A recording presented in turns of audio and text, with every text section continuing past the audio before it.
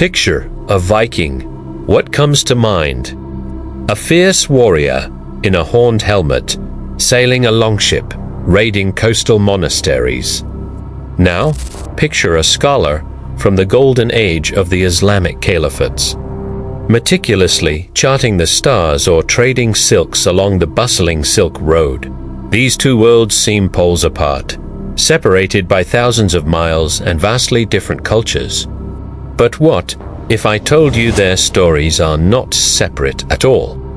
What if their paths crossed in ways that history books often overlook? Get ready, because today we're diving into the untold story of the Vikings and the Islamic Empire.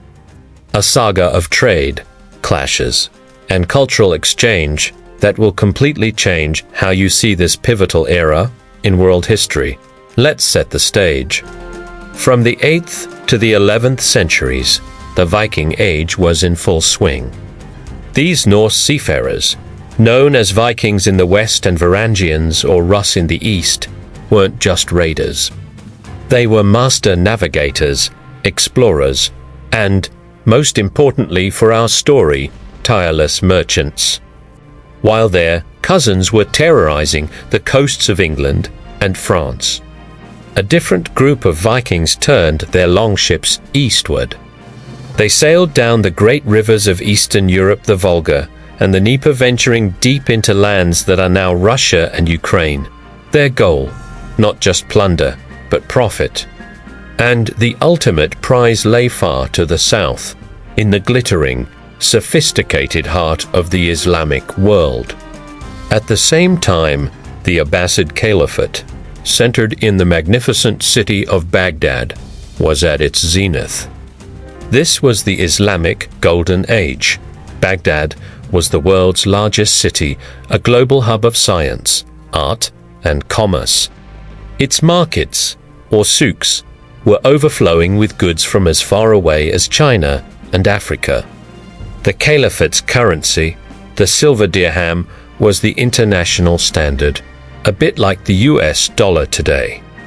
It was this immense wealth and the high demand for exotic goods that drew the Norsemen like moths to a flame. The Vikings had what the Caliphate wanted: high-quality furs from the Arctic sable, marten, and fox, along with honey, wax, and amber, known as Nordic gold. But most valuable of all were slaves, captured in the Slavic lands they traversed. These goods were immensely prized in the markets of Baghdad and beyond. So how did these two worlds connect? The river routes were the superhighways of the medieval world. The Vikings would sail their longships down the rivers, and when they hit unnavigable rapids or needed to cross land, they would physically carry their boats in a process called portage. Imagine the sheer strength and determination it took to haul these massive ships overland. Their journey would eventually lead them to the Caspian Sea or the Black Sea.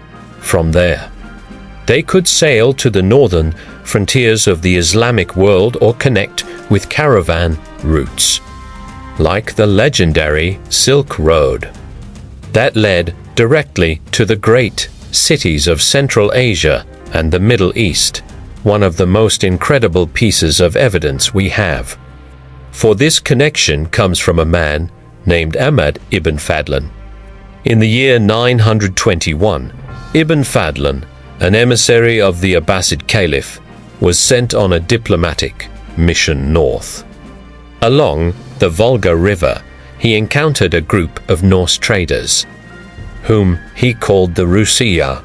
His written account is a priceless, unfiltered glimpse into Viking life from an outsider's perspective.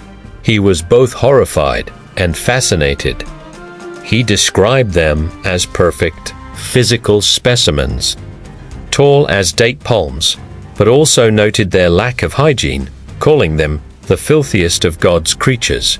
He detailed their rituals, their ship burials, and their trading practices. Ibn Fadlan's eyewitness report is not just a curious travelogue. It's a direct bridge between these two cultures, a primary source that brings this forgotten history to vivid life.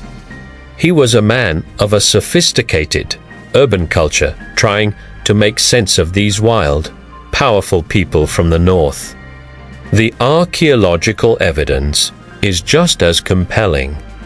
All across Scandinavia, in Viking graves and buried hoards, archaeologists have unearthed thousands upon thousands of silver Islamic coins, known as dirhams. In Gotland, an island in Sweden, more dirhams have been found than in any other region outside the Islamic world itself.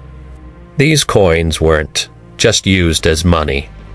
The Vikings often clipped them to test the silver's purity or melted them down to forge their own jewelry.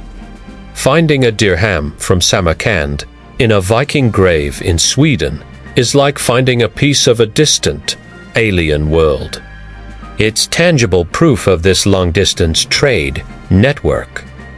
We've also found other artifacts, rings inscribed with Arabic blessings found on a Viking woman's finger, fragments of silk from the east woven into Viking burial clothes, and even a small bronze Buddha statue that traveled from India, likely through Islamic trade routes all the way to a Viking settlement in Sweden. But it wasn't always peaceful trade. The word Viking does mean raider, after all. In 844, a fleet of Norsemen sailed down the Atlantic coast of Spain and Portugal, which was then part of the Islamic Emirate of Cordoba, known as Al-Andalus. They sacked Lisbon and then sailed up the Guadalquivir River to attack Seville. The initial assault was devastating.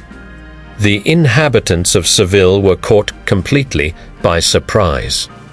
But the Emir, Abd al-Rahman II, responded swiftly. He marshaled his forces, and after weeks of brutal fighting, the Andalusian army crushed the Vikings.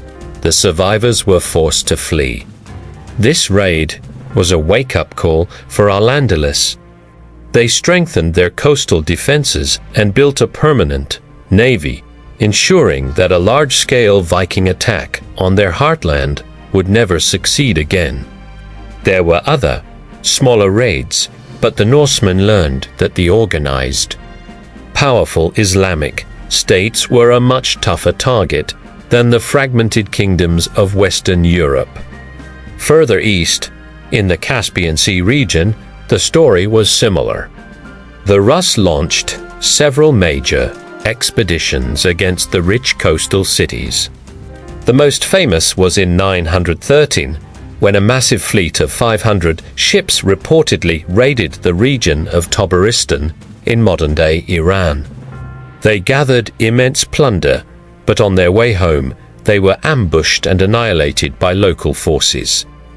These military clashes, while dramatic, were ultimately less significant than the long-term trade relationship. The Vikings quickly realized that trading with the Islamic world was far more profitable and far less risky than trying to raid it. The potential for wealth through commerce simply outweighed the high cost of war. So what was the lasting impact of this incredible connection? For the Vikings, the influx of Islamic silver fueled their economy. It funded the voyages of exploration, financed the building of kingdoms, and allowed chieftains to display their wealth and power. This flow of capital from the east was a critical factor in the development of Scandinavian society during the Viking Age. More than that, it broadened their worldview. These were not isolated barbarians. They were key players in a global network that stretched from the North Atlantic to Central Asia. They were exposed to new ideas, technologies, and cultures that they brought back home with them.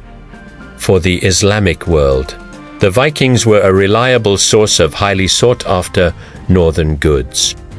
The Rus became so integrated into the trade networks that they established permanent settlements along the river routes, which evolved into the first Russian states, like the Kievan Rus. The name Russia itself is believed to derive from the Rus people.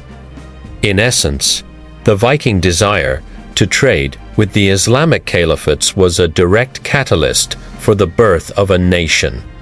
This interaction shaped the political and ethnic map of Eastern Europe in ways that are still felt today. The story of the Vikings and the Islamic Empire is a powerful reminder that history is never simple. It's a complex, interconnected web, not a series of isolated events. It challenges our stereotypes and reveals a forgotten chapter of globalization that took place over 1,000 years ago.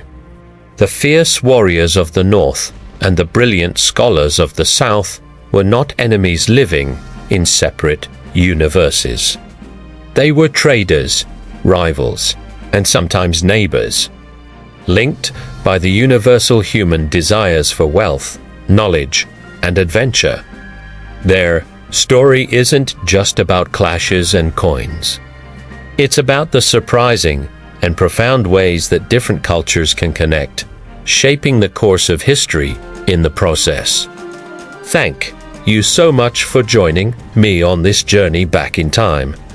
If you found this story as fascinating as I do, please hit that like button and subscribe to the channel for more hidden histories.